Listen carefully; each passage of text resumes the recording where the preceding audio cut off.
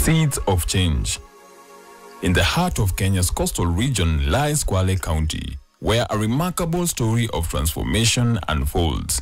This is not just a tale of mineral extraction, but a testament to how shared vision and collective action can reshape a community's future. Once known primarily for its agricultural heritage and tourism appeal, Kwale has emerged as Kenya's third highest ranking county in terms of gross county product per capita.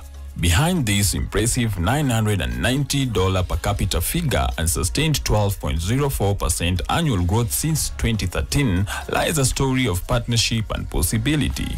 Through a carefully orchestrated collaboration, the national government, county leadership, local communities, and the mining sector united under a common purpose: the sustainable enrichment of Kwale's people and land.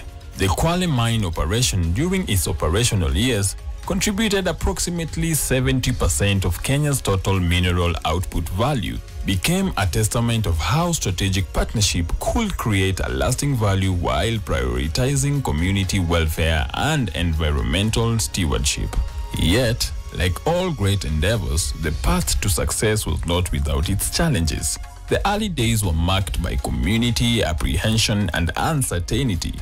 Local residents harbored natural concerns about benefit sharing and environmental protection. Through persistent dialogue and concrete action, the challenges transformed into opportunities for deeper community engagement and shared growth. Wakati nilipochaguliwa kama village chairman, nafikiri ndio ilikuwa mchakato wa best tenure unaanza. Kulikuwa na fujo na shida, watu hawataki base. Lakini wajua kitu kama ukijui ndio kinakutia wasiwasi. Nafikiri base ilikuja vijijini hapa kutaka kufanya research, lakini watu walikataa. Kwa maana walikuwa hawajui faida yake, kwamba faida yake ni nini na hasara yake ni nini.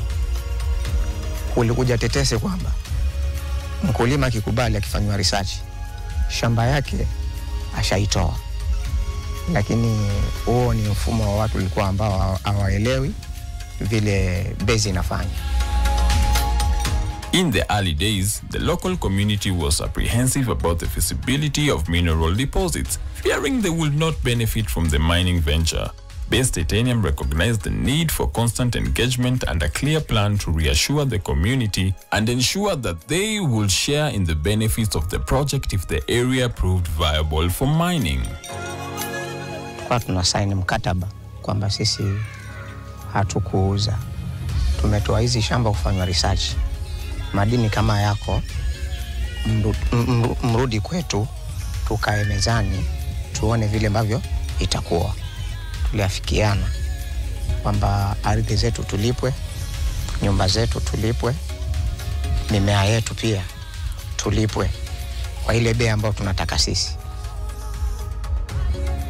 The story of Base Titanium's operational excellence is one of innovation, commitment, and unwavering dedication to sustainable practices. Their approach to workforce development transformed the landscape of Kenya's mining sector. What began as a challenge, the reliance of expatriate expertise in a country not traditionally known for large-scale mining, became an opportunity to invest in local talent. In the beginning, we took a conscious decision that we were going to have to put a lot of effort into training, and as a result of that we had various training paths which we developed. From the start, Base Titanium recognized this gap and invested heavily in training local workers. 4 key principles of the Base Way drove these efforts. 1. Unlocking the potential of its people. 2. Valuing resources. 3. Empowering teams. 4. Upholding absolute integrity. This technical excellence was matched by an equally strong commitment to developing local talent. One notable beneficiary of this training is Patrick Nyali, the current mining manager. I started my journey in Base Titanium as a mining graduate trainee for about a year. My major works, I was involved in the startup works for the mine. That's basically setting up the infrastructure, setting up the TSF. My first major job was bush clearing at the TSF, which we finished the bush clearing before the end of 2012. Then I moved on to join Technical Services Department as a mining engineer. That's after the graduate trainee. I worked there as a mining engineer for around a year and a half.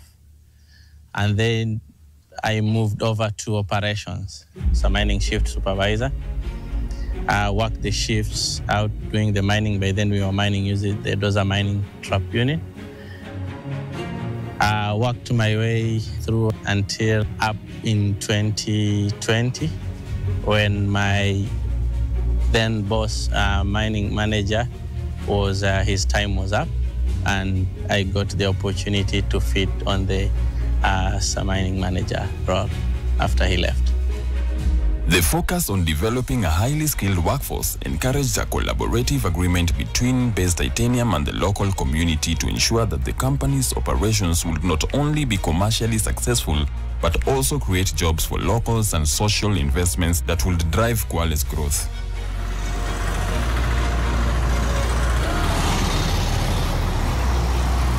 Kutoka mwaka wa 2017 nimekuwa kati ya wanawake wa kwanza kwenye sekta ya uchimbaji wa madini Kwale.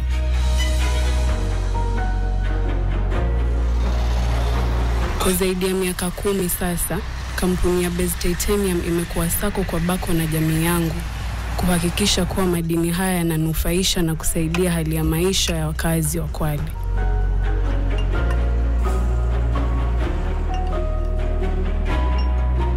It's important to bring everybody along for the journey, especially being, what we call the first large-scale modern mining project. There's obviously been other mining projects in Kenya that have played their role and had a contribution, but nothing on this scale at this time. So really bringing Kenya's mining sector to the forefront. And so we felt it was important to make sure we had the systems in place where community members were being engaged, understanding the parameters of the project, the impacts, and the like.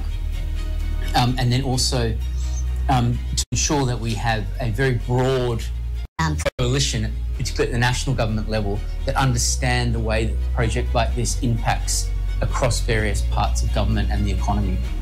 Base Resources, I'm a Base Titanium. They're the largest mining corporation in Kenya today. Not only today, for the last 10 or so years. And therefore for us, it is our responsibility to first of all come and even appreciate their operation. At its peak, the company employed over 1,600 workers, with more than 70% drawn from Kwale County and an impressive 99% being Kenyan nationals.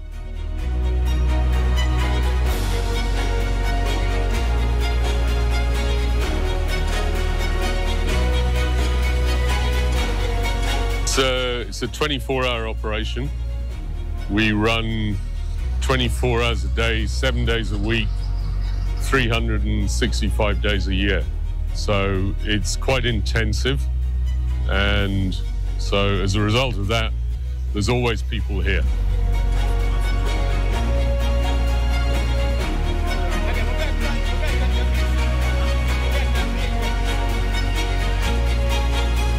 Mining, refining, and packaging titanium for export is a highly complex process.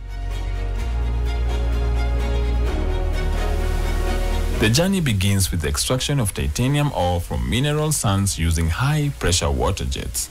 These high-pressure water jets carefully extracted titanium ore from mineral sands, while innovative water recycling systems preserved the precious resource.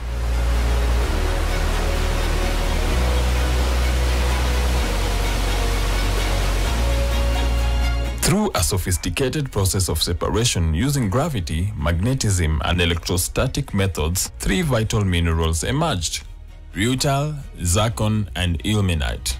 This careful orchestration of technology and expertise culminated at the Likoni port facility, where these valuable resources began their journey to global markets.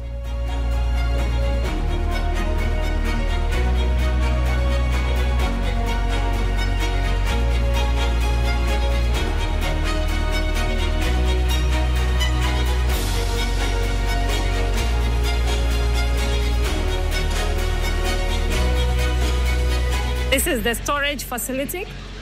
This is where we store all the bulk mineral sands after exports. So what normally happens is that we stockpile the products here. We have to plan this shed. This shed has a capacity. We stock 2 kinds of product. That is illnet in the 2 bays and rutile in the last bay. The other thing that we also have to take into consideration when we are stockpiling the product is which orders are we going to service. Then we are able to know how are we going to plan the shed. And once we have sufficient products, depending on the orders we have, then we are able to charter vessels and bring the vessels alongside for loading for exports. This operation is important. One, we have to ensure that we deliver the products as required by the customer. And we have to ensure that we deliver the product in a timely manner. In the spirit of Nobel Peace Prize winner Wangari Maathai's vision of development in harmony with nature, land rehabilitation emerged as a cornerstone of sustainable mining practices. The company worked closely with local community, training members to source grass and indigenous tree seedlings for rehabilitation. This award-winning initiative significantly improved livelihoods by providing a sustainable source of income. Mining can also be responsible, especially when it comes to the rehabilitation. What do you do after the mining?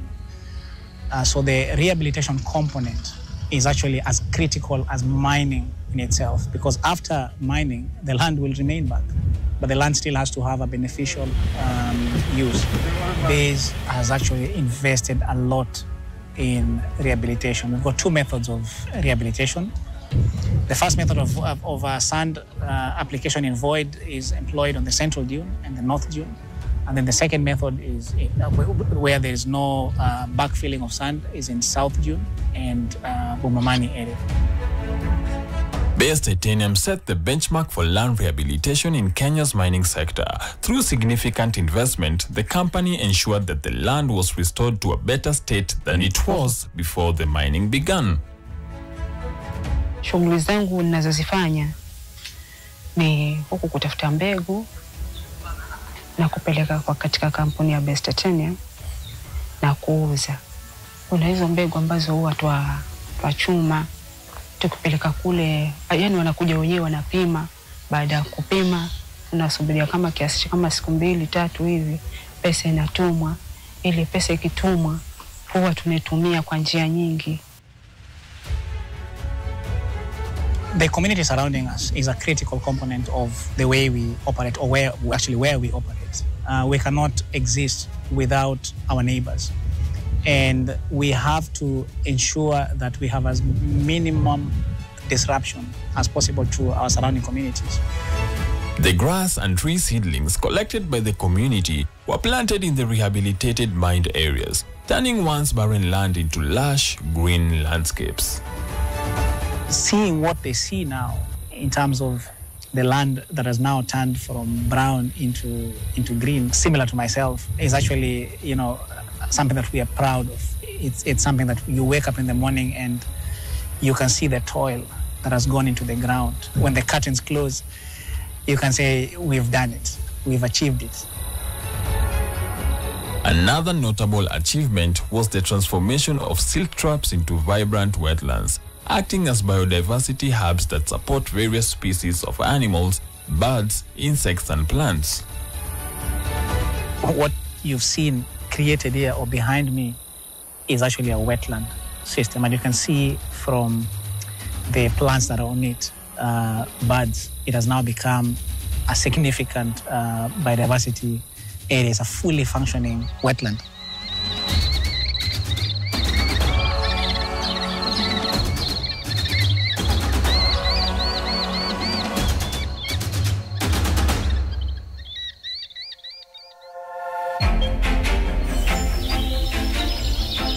A key initiative in Base Titanium's environmental program is its indigenous tree nursery, located on the mine site. This nursery, the largest of its kind in East and Central Africa, cultivated various indigenous species, including the critically endangered Euphorbia tenaensis, which has now new hope for survival. This initiative demonstrates how industrial development could actively contribute to biodiversity conservation. The nursery was established in 2013 and early 2014, and most of what is contained in this nursery is what is locally available in our forest, the gazetted forest, and also what was existing before we started the mining. Currently, as you can see from the board, we are sitting as in a species of 307 species of indigenous trees, and that's a very big number comparing to another tree nursery, because most of the tree nurseries will have a small number of the species, and that probably they will have a big number in terms of seedlings. And someone might say we have 300 trees, but just 2 species. Here we talk in diversity. That's why we talk of 307 indigenous species.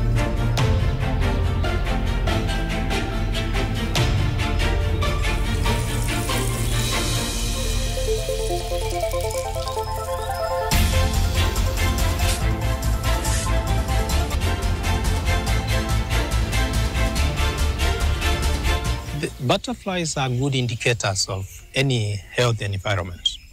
If you don't see any butterfly around you, then something is wrong. They can tell us whether we are improving or we are not improving. So that is our key objective, to have them, so that we can actually introduce them to the rehabbed area, and they can tell us whether we are moving in a negative way or positive way.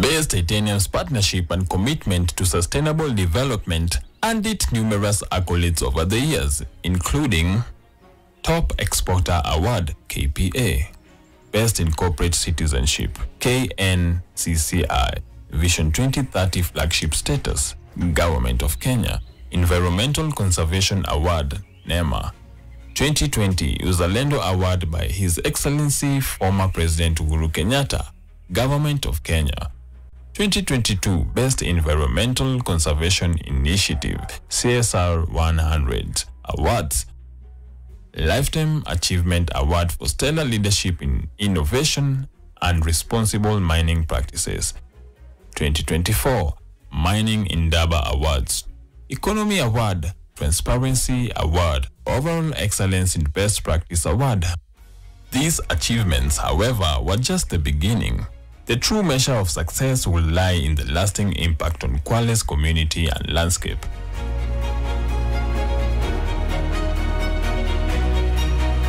Conservation and environmental stewardship were at the heart of Base Titanium. As Henry Ford once said, coming together is the beginning, keeping together is progress, working together is success.